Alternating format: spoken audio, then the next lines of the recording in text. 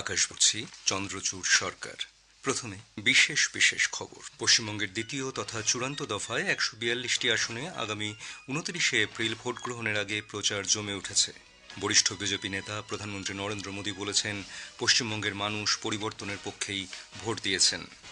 Trinamool Congress supremo Mamata Banerjee আজ ভবানীপুরে সভা করবেন। পশ্চিমবঙ্গের বিধানসভা নির্বাচনের প্রথম দফার ভোট শেষ হওয়ার পর কয়েকটি নতুন নির্বাচনী পরবর্তী নির্দেশিকা জারি করেছে নির্বাচন কমিশন। পশ্চিমবঙ্গের বিশেষ নিবিড় সংশোধন প্রক্রিয়ার পর ভোটার তালিকা থেকে নাম বাদ পড়া ব্যক্তিদের দায়ের করা রিট পিটিশন সুপ্রিম কোর্ট শুনতে অস্বীকার করেছে। আজ পঞ্চায়েতি রাজ দিবস নানা অনুষ্ঠানের মধ্য দিয়ে দেশ জুড়ে দিনটি পালিত হচ্ছে। সেনাপ্রধান জেনারেল উপেন্দ্র দ্বিবেদী ইউএস আর্মি ওয়ার কলেজের ইন্টারন্যাশনাল হল অফ ফেমে অন্তর্ভুক্ত হয়েছেন।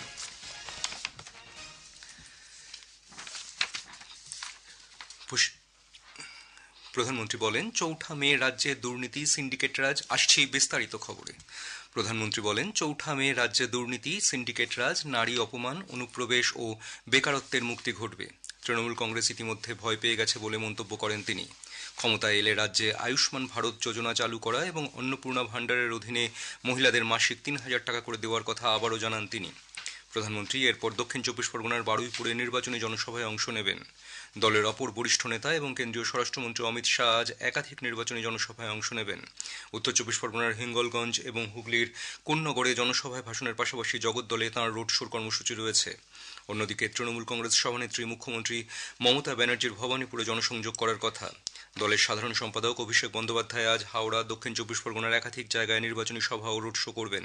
বিহারের প্রাক্তন উপমুখ্যমন্ত্রী আরজেডি নেতা আজ তৃণমূল কংগ্রেস প্রার্থীর সমর্থনে খড়দা বিধানসভা কেন্দ্রে একটি জনসভায় ভাষণ দেবেন। বরিষ্ঠ বিজেপি নেতা কেন্দ্রীয় স্বরাষ্ট্রমন্ত্রী অমিত শাহ দাবি করেছেন, পশ্চিমবঙ্গ বিধানসভা নির্বাচনের প্রথম দফার ভোটে তার দল খুব ভালো ফল করবে।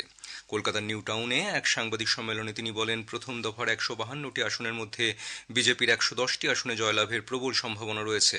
তিনি সুষ্ঠুভাবে নির্বাচন করার জন্য নির্বাচন কমিশন এবং নিরাপত্তা বাহিনীকে ধন্যবাদ জানান। শ্রী শাহ বলেন, তৃণমূল কংগ্রেসের বিদায় প্রায় নিশ্চিত হয়ে গেছে।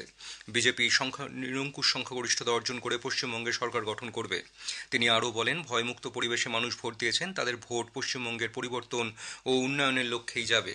ढेर सारा काम हुआ है, भय मुक्त मतदान हुआ है, जरा भी इंटरप्शन नहीं हुआ है, और दूसरा एंटी इनकम्बेंसी भी चरम पर पहुंची है। और ये 5 साल में विशेषकर महिलाओं की सुरक्षा पर जो गंभीर सवाल लगे हैं, इसने सारी माताओं बहनों को एक प्रकार से लामबंद कर दिया है। और हम भी सीखे हैं काफी कुछ, तो मुझे भरोसा है कि बहुत अच्छा परिणाम आने वाला है। ভোট পরবর্তী প্রক্রিয়ায় স্বচ্ছতা ও নিরাপত্তা আরও জোরদার করতে রাজ্যের মুখ্য নির্বাচনী আধিকারিকের দপ্তর একাধিক পদক্ষেপ নিয়েছে। এক বিজ্ঞপ্তিতে জানানো হয়েছে, ভোট গ্রহণ শেষ হওয়ার পর কোনো অবস্থাতেই বুথে বসেই ক্যামেরার মাইক্রো এসডি কার্ড খোলা যাবে না। নির্দিষ্ট প্রক্রিয়া মেনে তা সেক্টর অফিসারের তত্ত্বাবধানে হস্তান্তর করতে হবে। ভোট মিটে যাওয়ার পর সেক্টর অফিসার সংশ্লিষ্ট বুথে গিয়ে ইভিএম সিল করা সহ অন্যান্য কাজ তদারকি করবেন। সেই সময় টেকনিশিয়ানের উপস্থিতিতে ক্যামেরা খুলে নেওয়া হবে, তবে তার মেমোরি কার্ড কোনোভাবেই বের করা যাবে না। আরও জানানো হয়েছে, বুথে ক্যামেরা সম্পূর্ণভাবে অপসারণ না হওয়া পর্যন্ত কোনো পোলিং পার্টি বা বিএলও বুথ ছেড়ে যেতে পারবেন না। এই নির্দেশ অমান্য করলে কঠোর ব্যবস্থা নেওয়া হতে পারে বলেও ইঙ্গিত মিলেছে। তামিলনাড়ুতে রেকর্ড সংখ্যক ভোটার তাদের ভোটাধিকার প্রয়োগ করেছেন, যা শেষ পাওয়া খবর পর্যন্ত 85.15%। উল্লেখ্য, তামিলনাড়ুতে 234টি বিধানসভা আসনে গতকাল ভোট গ্রহণ করা হয়। সর্বাধিক 92% ভোট পড়েছে কারুরে, তারপর রয়েছে সালেম, নামাক্কাল, ধর্মপুরী এবং ইরোড। রাজ্যের 38টি জেলার মধ্যে 32টিতে 80%-এরও বেশি ভোট পড়েছে।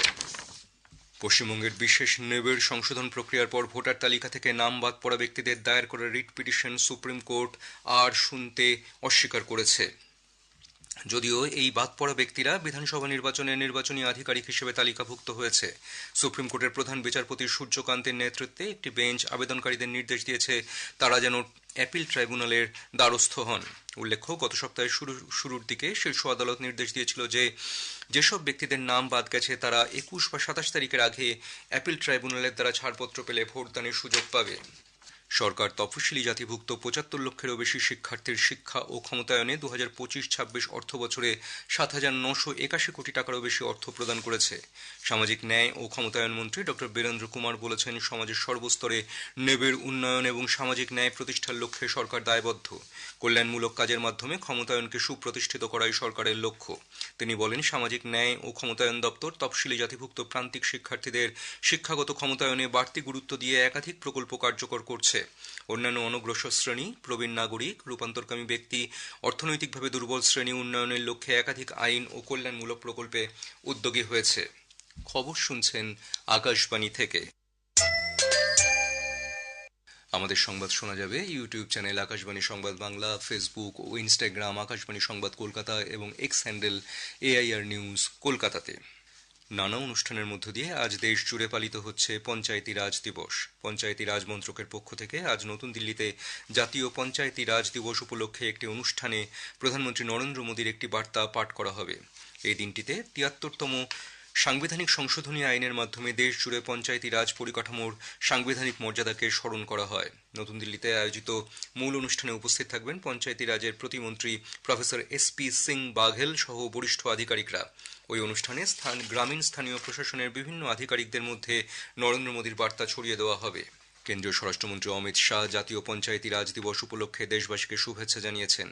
সমাজ মাধ্যমের এক বার্তায় শ্রী শাহ বলেছেন, পঞ্চায়েত পদ্ধতি ভারতের প্রাচীনতম গণতান্ত্রিক ঐতিহ্যের অন্যতম।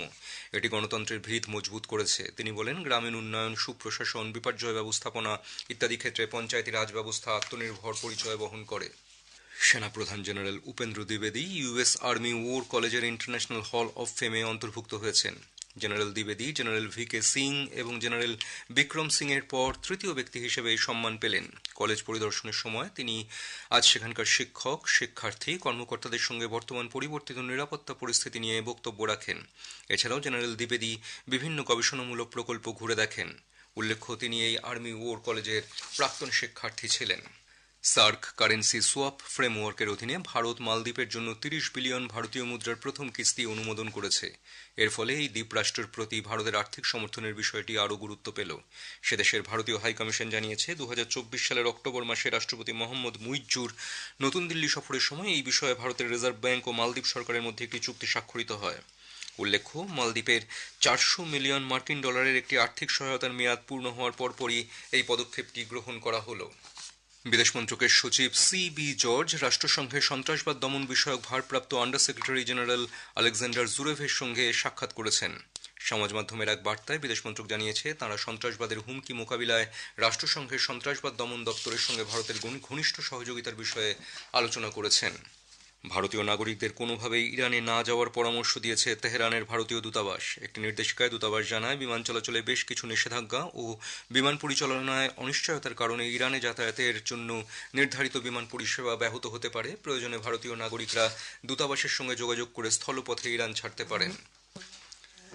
মার্কিন রাষ্ট্রপতি ডোনাল্ড ট্রাম্প জানান, গতরাতে হোয়াইট হাউসে আলোচনার পর 3 সপ্তাহের জন্য ইসরায়েল ও লেবানন যুদ্ধবিরতির সময়সীমা বাড়ানোয় সম্মত হয়েছে। 10 দিনের যুদ্ধবিরতির সময় শেষ হচ্ছে আগামী সোমবার। গতকাল ওভাল অফিসে ইসরায়েল ও লেবাননের রাষ্ট্রদূতদের সঙ্গে দ্বিতীয় দফার বৈঠক করেছেন ট্রাম্প। উল্লেখ্য, ইরান যতদিন না পর্যন্ত ঐক্যবদ্ধ প্রস্তাবে সম্মত হচ্ছে, ততদিন ট্রাম্প সংঘর্ষ বিরতির সময় বৃদ্ধির কথা ঘোষণা করেছেন আগেই। ISSF junior world cup shooting প্রতিযোগিতায় ভারত 2টি সোনা সহ 9টি পদক পেয়ে মেডেল